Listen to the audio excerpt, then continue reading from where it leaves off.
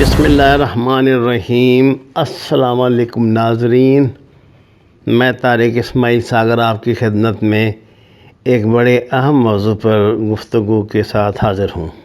ناظرین کرام، پاکستان میں چیف آف آرمی اسٹاف کا جو انتخاب ہوتا ہے اس کے لیے بہت پہلے سے سرگوشیاں شروع ہو جاتی ہیں، اندازے شروع ہو جاتے ہیں، اور ہر بندے کے ساتھ چونکہ مختلف قسم کے معاملات ہوتے ہیں تو اسی حساب سے پھر ہم رائے بھی قائم کرتے ہیں، بڑے مباحث بھی اس پہ ہوتے ہیں، اور یہ بہت بڑا مسئلہ جو ہے وہ نہ ہمارے کرنٹ افیئر کے لوگوں کے لیے بن جاتا ہے، خاص طور سے سیاستدانوں کے لیے۔ پاکستان میں آپ نے دیکھا کہ جو وزیر اعظم ہے وہ لاسٹ اتھارٹی ہوتا ہے جس نے منتخب کرنا ہے اپنے جنرل کو، اور وہ اس کی پرائورٹی کیا ہوتی ہیں، وہ آپ نے میاں نواز شریف کے جو مقرر کردہ چیف آف آرمی اسٹاف ہیں ان کے مقرر ہونے کے بعد پھر میاں صاحب سے ان کے تعلقات کس طرح کے رہے، اس سے آپ کو اندازہ ہو جائے گا کہ سیاستدان کم از کم میاں صاحب ٹائپ کا سیاستدان یہ نہیں جان سکتا کہ فوج کے لیے پروفیشنل جنرل ضروری ہے کہ ان کی مرضی کا، ان کے یار دوست، ان کی بات ماننے والا، ان کا مطلب ساتھ دینے والا ضروری ہے۔ انہوں نے پرائورٹی جو ہے نا ذاتی تعلق کو رکھی، ذاتی وفاداری کو پرائورٹی بنایا، اور ہر دفعہ جوتے کھائے، جنرل آصف نواز جنجوعہ سے لے کے تو جنرل باجوہ تک، آپ کو پتہ ہے ہر ایک کے ساتھ ان کی بگڑی، اور انہوں نے ہر ایک کا انتخاب جو ہے نا وہ 2-3 سینئر کو ایک طرف رکھ کر کیا کہ یہ بندہ میرے لیے بالکل فٹ رہے گا۔ تو اس طرح، لیکن بدقسمتی سے ان کی کوئی امید اس سلسلے میں پوری ہوئی نہیں، ان کو ہر ایک سے گلہ ہی رہا، اور آپ تو وہ باقاعدہ آپ کو پتہ ہے انہوں نے شاب غریباں سجائی ہوئی ہے، وہ تو آپ تو دن رات وہ ماتم کرتے ہیں جنرل باجوہ کا۔ جنرل راحیل کے شریف کے ساتھ بھی ان کے تعلقات صحیح تھے، اور جنرل مشرف کا تو آپ کو علم ہی ہے، میں نے کوئی ایک جرنیل ایسا نہیں ہے جو انہوں نے خود انتخاب کیا ہو، خود منتخب کیا ہو اور ان کے توقعات پہ پورا اترا ہو۔ اچھا، یہ انڈیا کے لیے جو مسئلہ تو نہیں تھا، لیکن ہم چونکہ اب گلوبل ویلیج بن گئی ہے دنیا، خاص طور سے جو بر صغیر کے ہم دو ممالک ہیں، ایک دوسرے، ہماری کئی چیزیں ایسی ہیں جو ایک دوسرے پہ ضرور اثر انداز ہوتی ہیں۔ بھارتی فوج میں سیاست نہیں تھی، مطلب اس کے مودی کے آنے تک۔ مودی نے آ کے جب بپن راوت کو بنا کر وہ اپنا ڈیفنس سیکٹری، اور ایکچولی چیف آف سٹاف بھی وہی تھا ایکچولی، یہ جو جنرل ایم نروانے ہیں یہ تو وائس آرمی چیف تھے، ان کا رینک بھی وائس آرمی چیف کا تھا۔ بپن راوت جو ہیں وہ بڑے کٹر قسم کے، وہ کٹر پنتھی تھے، یہ RSS ٹائپ کا جس طرح کا یہ ہیں، خود ہیں مودی ہیں یا ان کی جو پارٹی کے لوگ ہیں، اور یہ خاص طور سے اجیت ڈوال کے ساتھ مل کر جو اب ایک نئے مشن پہ مجھے علم ہوا کہ افغانستان آیا ہوا ہے، اور وہاں دہشت گردوں میں نوٹوں کی بوریاں تقسیم کر رہا ہے۔ یہ پاکستان کاؤنٹر انٹیلیجنس کی بڑی مستند اطلاع ہے کہ شاید آج شام تک وہ نکل جائے گا۔ تو یہ اس نے اپنا ایک گروپ بنایا ہوا تھا مودی نے، اپنے جیسا دہشت پسندوں کا، میں دہشت گرد نہیں کہہ رہا، دہشت پسند کہہ رہا ہوں، بالکل اس طرح یہ مینیک ہوتے ہیں لوگ جن کو یہ قتل و غارت گری سے بڑا مطلب مزہ آتا ہے۔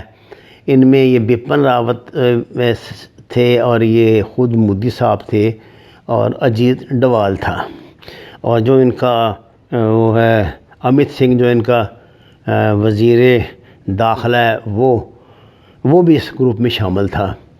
اچھا، اب بپن راوت کے 3 سال جو ہے وہ پورے ہو رہے ہیں، تو پہلی مرتبہ شاید ایسا ہوا ہے جب سے سیاست کوئی انڈین آرمی میں بھی داخل ہو گئی ہے. آپ کو پتہ ہے اپوزیشن کی طرف سے الزام لگتا رہا ہے کہ وہ جو ان کی ووٹنگ والی مشینیں تھیں وہ آرمی نے کس طرح خراب کر کے تو اس کی مدد کی تھی اس کو دوسری مرتبہ برسر اقتدار لانے کے لیے اس کو مودی کو. اب 3 سینئر ترین جرنیل ہیں لائن میں لگے ہوئے جو انڈیا ان میں سے 3 میں سے کوئی ایک اگلا انڈیا کا آرمی چیف ہو سکتا ہے. ان میں ایک سکھ ہیں اور 2 جو ہیں وہ ہندو ہیں. پہلے تو ہیں مسٹر ایم نروانے. یہ آج کل وائس آرمی چیف ہیں. ان کا یہ تھوڑا سا تعارف ہم آپ کو دکھا رہے ہیں پردہ اسکرین پہ. یہ دیکھ لیجئے ان کی ڈگریاں بے شمار اور خاصے پڑھے لکھے لگتے ہیں اور انہوں نے کمانڈیں بھی 3-4 اچھی کی ہیں. اس کے بعد ہیں جی ناردرن آرمی کمانڈر. یہ لیفٹیننٹ جنرل رنبیر سنگھ. یہ آپ کو یاد ہوگا یہ وہی لیفٹیننٹ جنرل رنبیر سنگھ ہیں جو جب انڈیا نے وہ جعلی سرجیکل سٹرائک پاکستان پر کی تھی تو ان دنوں یہ DGMO تھے اور انہوں نے ایک پریس کانفرنس پر بھی کی تھی اس حوالے سے سرجیکل سٹرائک کی اور ان کا بڑا ریکارڈ بھی لگایا گیا تھا. اور سکھ ہونے کی وجہ سے ویسے بھی آپ کو پتہ ہے یہ انڈیا میں حدب تنقید رہتے ہیں.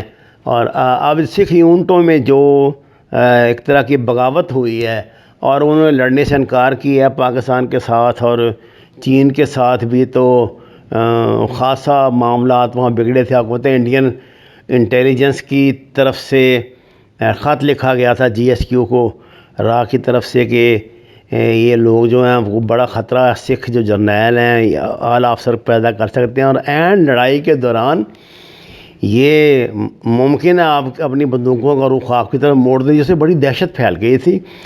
اور ایک محتاط اندازے کے مطابق 5000 سے زیادہ سکھ چھوٹے بڑے فوجی افسران اور جوانوں کی باقاعدہ ان پہ بگ لگ گئے تھے. ان کی بڑی سخت نگرانی شروع ہو گئی تھی کہ کہیں یہ کوئی بغاوت کا منصوبہ ہی نہ بنا رہے ہوں.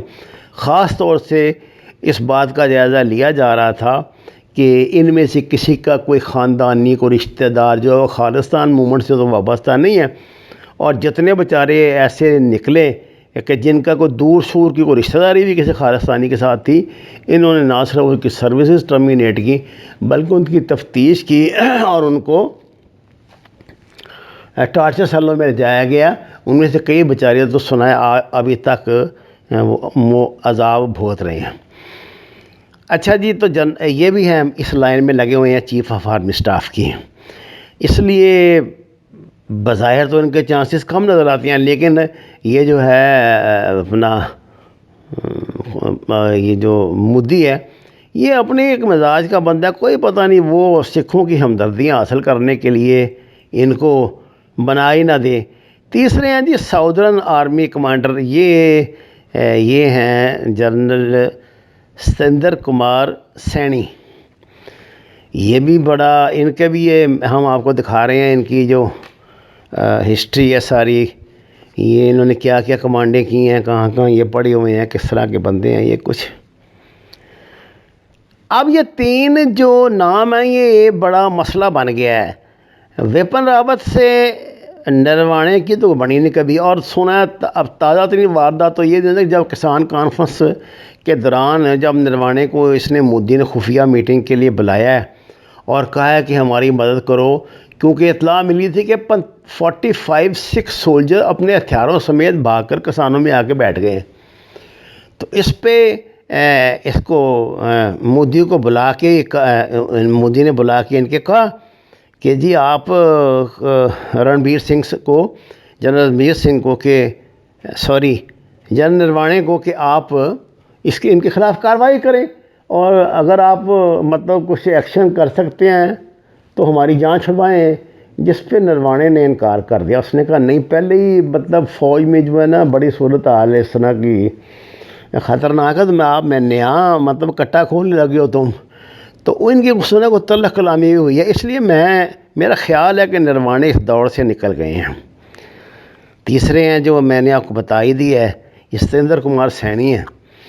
تو یہ بھی پروفیشنل جرنل ہے اور یہ میرے خیال ڈوگرا نو یہ تو اس کی بارے اس نے بھی 2-3 اچھی کمانڈیں ہیں اس کے پاس.